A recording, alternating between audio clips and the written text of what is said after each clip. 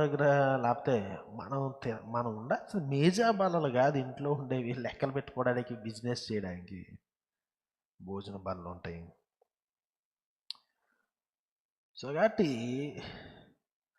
తండ్రి మనకున్నాడు. గొప్ప దేవ నాకు తండ్రి. తండ్రి ఉన్నాడు కాబట్టి మనం ఉన్నాం. మనం ఉన్నాం కాబట్టి తండ్రి ఉన్నాడు కాదు. మన తండ్రి ఉన్నాడు కనుక మనం ఇంటికి వెళ్ళగలం, విందుకు రాగలం. తండ్రి ఉన్నాడు కనుక సేవ చేయగలం. నేను ఇది చేస్తాను, అది చేస్తాను, ఇంకోటి చేస్తాను. తండ్రి యొక్క ఆ విధానాన్ని తక్కువ చేయొద్దు దయచేసి. డిగ్రేడ్ చేయొద్దు ఆయన.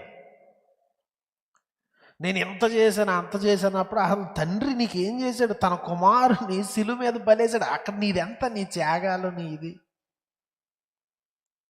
చాలాసార్లు మనం చేసేదంటే గొప్ప బోర మోగుతుంది, ఆ పరలోక సైన్య సమూహాలు అన్నీ వస్తాయి.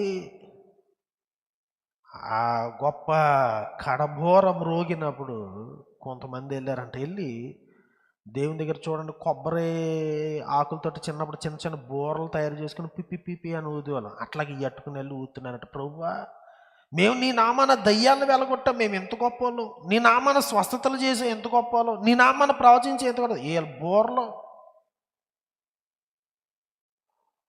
మీరెవరో నాకు తెలియదు లాగించేమన్నాడు ఆయన.